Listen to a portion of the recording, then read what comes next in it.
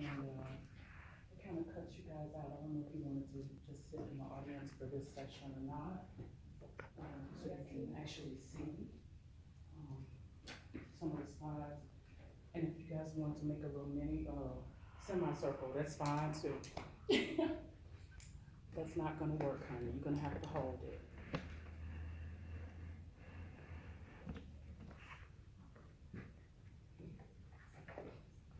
You have a good view? Okay, fantastic. Thank you very much. My name is Jolivette Anderson-Douoning, and I'm a PhD candidate in American Studies at Purdue University. And I'm in American Studies, and we have to have a minor field that we partner American Studies with. And my field is actually curriculum and instruction. But what I do is I look at race, place, and space, and I look at local Black neighborhoods as designated Black spaces based on laws of the land historically in the United States.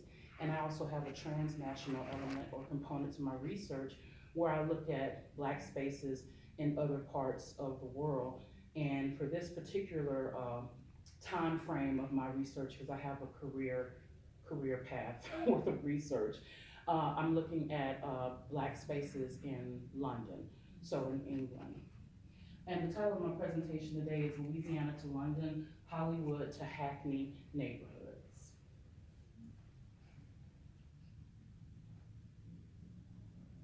Okay, so based on the abstract that I submitted for the presentation, the name of it is Black Cultures at War Within and Without, Louisiana to London, Hollywood and Hackney Neighborhoods. And the outline that I'm going to be presenting today is as follows. I'm going to give you an explanation of the abstract title based on the theme of the conference, which is African Americans at War. And the next thing I'm going to do is talk about the struggle for Black identity in predominantly white spaces and how we can identify that as more than a struggle, but actually it is a component of war. And the next thing we're going to do is talk about what we're warring against. And the first thing is that we're warring against is actually not necessarily Europeans, but a European narrative about who we are as Black people and Black identity. And the war against European dominance in the form of colonialism and imperialism, and how that has historically shaped Black identity, but also how it has also distorted individuals' perceptions of who we are as a people. And what I really want to talk about too is the war within, and how that war and that narrative, as it's talked about historically, gets turned inward inside of African Americans specifically, and also some of the similarities or threads that I'm noticing when I travel to London and I'm looking for Black spaces, Black people, Black communities, and culture. This is moving on, so let's try. That's better. So first of all, a definition. What is culture? Horton and Hunt say that from their life experiences, a group develops a set of rules and procedures for meeting their needs. The set of rules and procedures, together with the supporting set of ideas and values, is called a culture. So if we think about culture in the context of a set of rules and procedures that we need to problem solve. So that's how culture is actually formed, and that's how we identify what our values are based on this. And this is a definition by Amos Wilson. So a tale of two spaces and two places. The spaces that I'm identifying are national spaces, the United States of America and its history. I'm so sorry, that's annoying me and probably you too. And the Great Britain or England, United Kingdom, which encompasses a history all of itself, and the spaces that were carved out for Black people primarily after World War II. I do make a caution here to say that Black people have been in Europe for a very long time, for hundreds and hundreds of years, if not thousands of years. But right now, what we're focusing on is a time of war, And the narrative that I'm going to eventually get to in this presentation is the narrative that talks about World War II and post-World War II neighborhoods and how those neighborhoods were formed in the US and also in the UK and Black spaces. So when we say in the title, we talk about Black cultures and we talk about within and without. Like with the within aspect is a form of communication, how Black people communicate with each other when there are no non-Black people around. We call those safe spaces where we can say things that we wouldn't normally say when white people are around, right? And then we have this without. Who are we and how do we identify ourselves individually and as a group when we are in these spaces where down south in Louisiana I'm from, we called it mixed company, and put that in quotes, right? You don't say certain words or certain phrases, certain things around mixed company, okay? So I'll read a little bit of that because I want you to know that I've had a syllogism that I've had to create based on my research because I do narrative inquiry.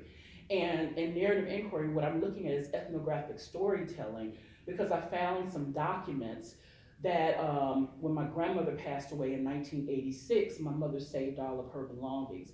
When my mother passed away in 2013, we found all of my grandmother's stuff and my mother's stuff, right? So my grandmother held on to a lot of obituaries. And she also had a handwritten, we call it a journal or diary, but it was probably more like a ledger. But it was a ledger that talked about how she moved from the rural part of Louisiana called Keyfield, Louisiana, into Shreveport, Louisiana, and how she got a job working at the chair factory. This is 1946-47, and how my step-grandfather got a job working at the lumber yard. And she also wrote down how she took my mom and my aunt and uncle out to actually pick cotton or chop cotton as another stream of income to come into the family. And she also wrote down how much she paid for a dirt lot, how much they paid for wood to build a house on that lot, how much they paid for nails, who they paid to quote unquote pipe the house, which means put the pipes in for running water, how much they paid people to put window panes in. All of this stuff was actually written down in pencil in this handwritten journal. So I have to take these documents, and narrative inquiry says I can look at these documents and then begin to paint a picture through words or create the narrative for how people were living. Based on what their actions were in this journal, what was it that they valued? What problems were they trying to solve based on the definition of culture that we find that Amos Wilson has given us?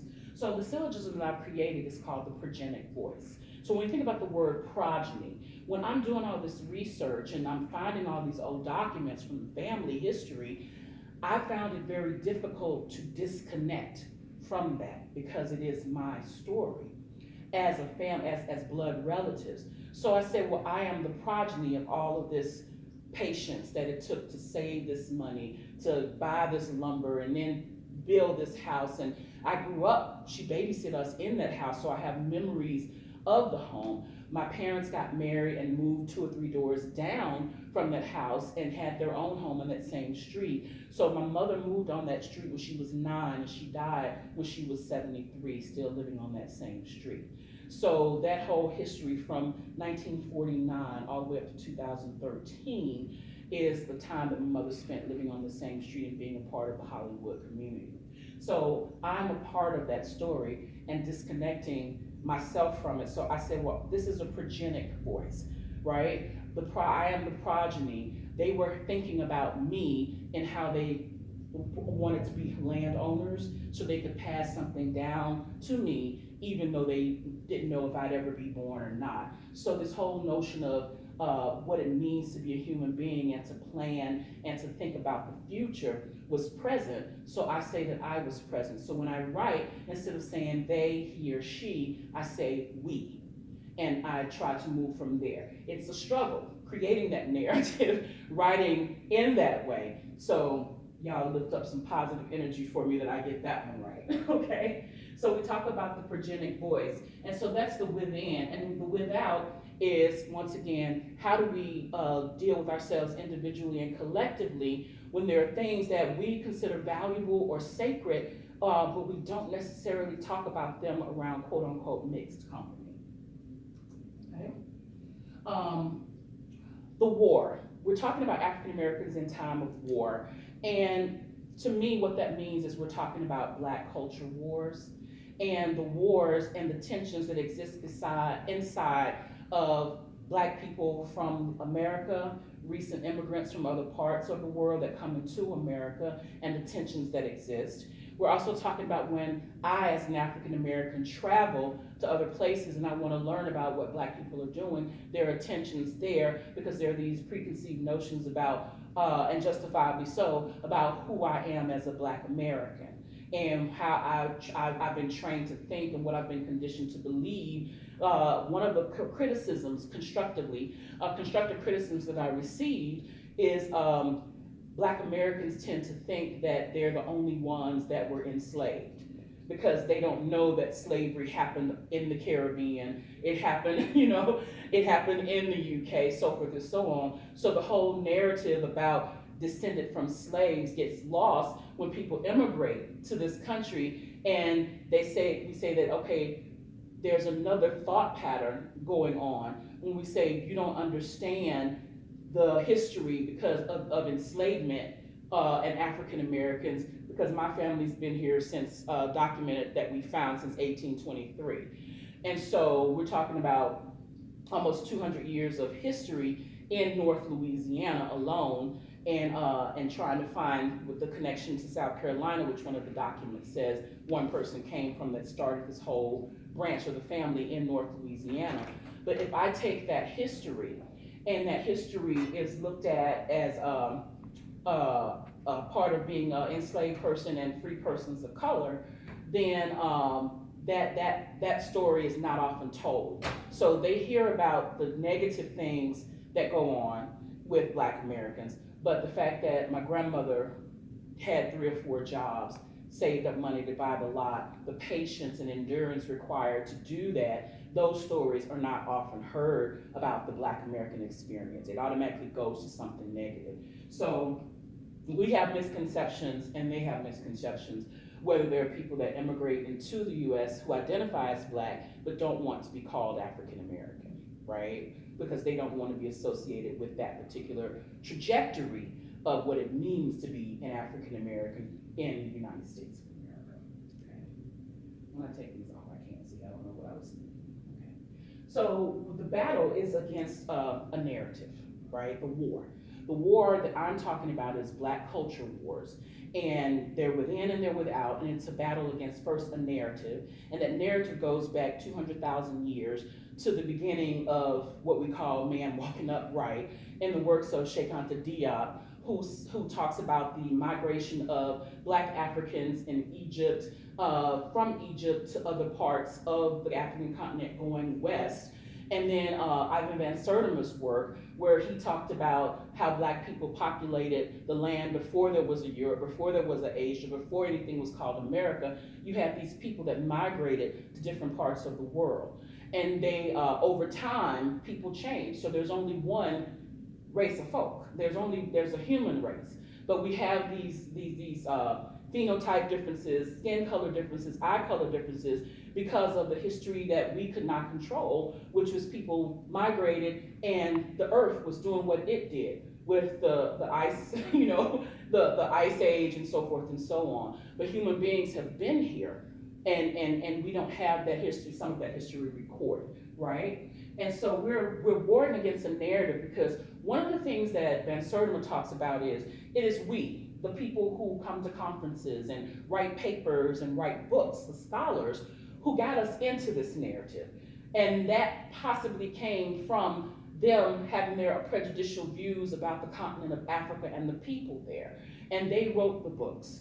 They published the articles that said these people were inferior, these people, their dark skin means they come from the darkness in the Bible, and our light skin means we come from the light in the Bible, and all of these kinds of imagery and things that they placed in that. And anthropologists, as Van Sertima discusses, most of all, who would say, yeah, we know that based on fossils, based on remains being found, we know that humanity started in Africa, but when they migrated out and turned white, they were intelligent, and then they came back and taught the darker skinned ones. So it's a refusal to believe that there's a level of intelligence that could have built the pyramids thousands of years before Egypt was invaded by all these different people beginning in 640 AD. But the pyramids are 3,000, 5,000 years old. And so the color of a person's skin has been used to basically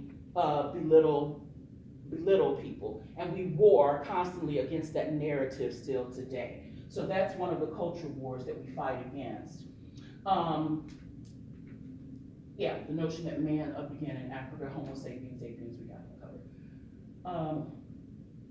Okay, you can't see these images, but what I found in traveling to London was I found support for Cheikh Anta Diop's argument and for Ida Van Sertima's argument as late as 2 years ago. In 2016, I found it in the British Museum in London. There was a special exhibit that when I saw that the exhibit was there, I was like, oh, we gotta go. I had some money in my pocket at the time, and I was like, me and my kids, so this is my daughter right here, in the British Museum, and you can't see it right there, this place is massive. I don't know if you've ever been, please go if you get the chance. But it says, Sunken Cities, Egypt's Lost World.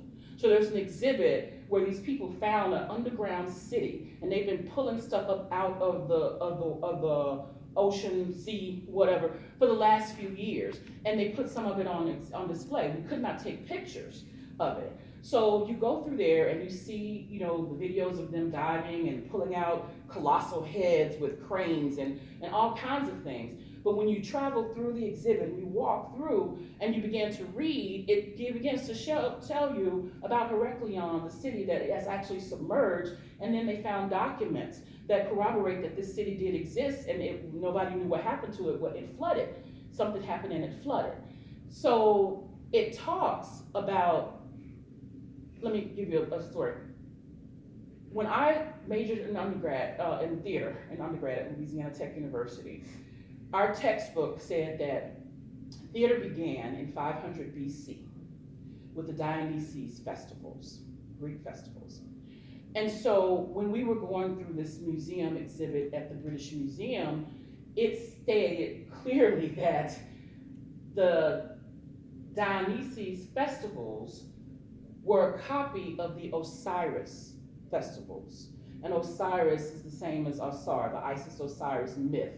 That is the beginning of Osiris and Isis were born at the same time. They're the male-female energy, and this whole myth, an origin story that is older than the Adam and the Eve story of origins, right? So I bring that up because we're talking about two worlds, right, that existed, and we're talking about scholars. Thank you. We're talking about scholars who have been arguing that these things have existed and that there's these connections, and now these connections have actually been found, and it further verifies the work that they've already been doing or have done. Okay, I gotta go fast. This is these are the crown jewels at the Tower of London, the massive wealth that London acquired. This is Naja, two guards standing behind there at Buckingham Palace. This is the big statue at Buckingham Palace. Against European dominance, that's one of the points that I was bringing out. The physical places or the neighborhoods and the societal place or the status of our status as property or non-citizens. So those are two things that we're going to look at. This is Shreveport, where I'm from. This is a sign that said beautiful Hollywood neighborhood for colored people. So that was a designated space that they wanted African Americans to live. So they set out a land, and that's where my grandmother purchased her lot in the Hollywood neighborhood. And this is the street sign as it is today, the corner of Ledbetter and Hollywood, and she lived at 5913. The houses would have been shotgun houses at that time, similar to these two, but that's my grandmother Golina and my mom and Aunt Rosie and Uncle Ernest when they were young. But, and the houses would have been similar to, just shotgun houses.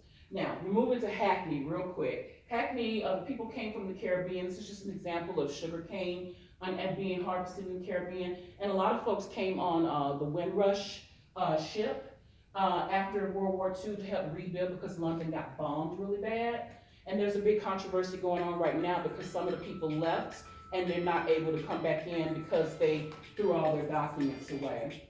So there's one of the bombings. There's the new Dalston area in Hackney where the CLR James archive is that I went to. They also have a black space called the Black Cultural Archive that they worked for years to put together, and it's huge, and they have exhibits there. So this creating, excuse me, 2 more minutes, I'm sorry. Creation of black spaces. So we have these designated black spaces in the forms of neighborhoods, and even when people came and got off the Windrush, they were designated to these different areas where they would live. One place that they would live was the Hackney area because it was cheap at the time, but they also would live in other parts of Hackney. The Dalston area of Hackney is the one that I focused on. And so now we have to create these black spaces. And Sister Chinyere, actually creates these spaces for black people to gather and to figure out and decide and define how we want to work on ourselves, the inward, what's within and what's without. And she's having a lot of problems lately with land because she does this through camping and outdoors activities.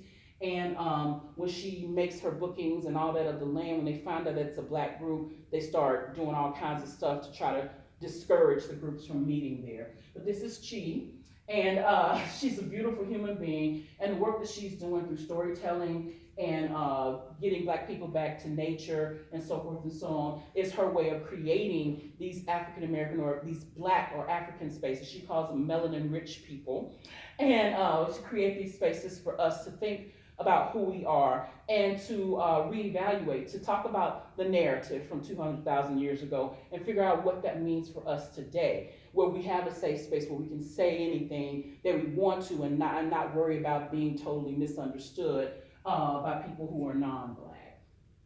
Okay? And the relationship between schooling and race and cultural education, and a lot of my work is grounded in Elaine Locke's cultural pluralism. And when Locke talks about adult education and transformative education, and cultural education or transformative education deals with how do we teach and learn values and attitudes and so forth and so on, and how do we build that character from within as black folk and as human beings overall, especially for people that have historically, because of this narrative, this European narrative, have historically been told that we are not the same kind of human being as other people when we know that that is false, okay? So that's it. Had some more stuff to talk about Pioneer and Chinyere, but this is actually a lockbox that my aunt has filled with obituaries. And this is the one where my grandfather, who was born in 1870 and died in 1956. And yes, I said my grandfather, not my great-grand. He was 66 when my dad was born, so that's how that whole thing, worked out. And sometimes people buy smaller houses and they build them up and add on to them over time in the Hollywood neighborhood. So it was a community of black people that were upwardly mobile. And this is pictures of teachers, principals, administrators at a black school in the mid to late 60s. And in this picture, my mother, my aunt, my uncle is actually the principal, and my aunt Sarah is also one of the teachers. So this is we don't see this many black teachers anywhere, hardly, in one spot anymore. So I'll stop right there, but you know I can go on. Sorry for going over time. I'm sweating. Turn